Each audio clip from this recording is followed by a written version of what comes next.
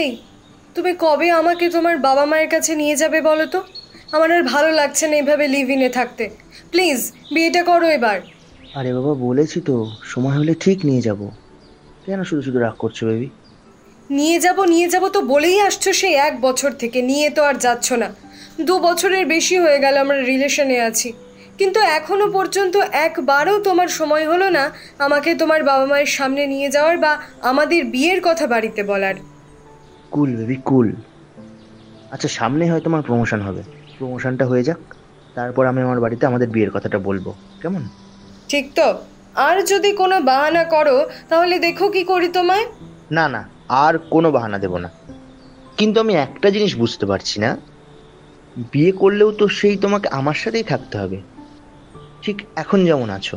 বিয়ে করলে আলাদা কিছু তো হবে না আর। তাহলে বিয়ে করার জন্য এত তাড়া কিসের? যতদিন পারছো এই লাইফটাকে এনজয় করে নাও, বুঝলে? ও তুমি বুঝবে না।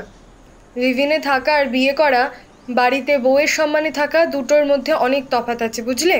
অনেকটা। ও, তাই? এইরকম ব্যাপার? হুম। তুমি সব বুঝলে তো হয়েই যেত।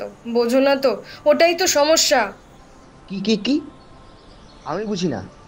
কি বুঝি না আমি শুনি? কিছুই তো বোঝো না। এই যে তুমি যখন অফিসে ছুটি পাও তখন তো বাড়ি চলে যাও, আর আমি এখানে একা একা থাকি। কতবার বলেছি যে আমাকেও নিয়ে চলো, একবারও নিয়ে যাওনি আমাকে। আরে বাবা, বিয়ের আগে তোমাকে আমি কিভাবে আমাদের বাড়ি নিয়ে যাবো বলো তো? সবাই কি ভাববে? সেই তো, বিয়ের আগে দিনের পর দিন আমার সাথে রাত কাটাতে পারছো আর বাড়িতে নিয়ে যেতেই যত সমস্যা। উফ, আরে বাবা, তুমি ব্যাপারটা কিছুতেই বুঝতে পারছো না। এটা কলকাতা বাবু, এখানে সব চলে। কিন্তু আমাদের ওইদিকে এসব চলে না। একটু তো বোঝো প্লিজ।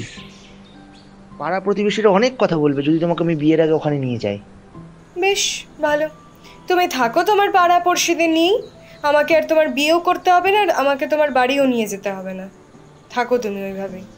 ওলে বাবালে, ওই দেখি দেখি দেখি, দেখি কতটা রাগ হয়েছে আমার বউটার। ছাড়ো, ধরবে না একদম। আমার একদম ভালো লাগছে না। আমি মোটেই তোমার এখনো বউ হইনি, ঠিক আছে? আগে বিয়ে করো, তারপর বউ বলবে। বউই তো তুমি আমার, বিয়েটাই হয়নি শুধু, বাকি তো সব হয়ে গেছে। ছাড়ো তো, অসভ্য একটা। আচ্ছা, আচ্ছা ছাড়তে পারি যদি আমাকে একটু গ্রিন টি করে খাও তাহলে। তো না ছাড়লে কি করে বানাবো শুনি? ছাড়বে তো আগে। আচ্ছা নিন, ছেড়ে দিলাম, শুধুমাত্র গ্রিন টি খাওয়ার আশায়। না হলে কিন্তু ছাড়তাম না। হুম। থাক, অনেক হয়েছে, তুমি বসো। আমি আমি বানিয়ে নিয়ে আসছি।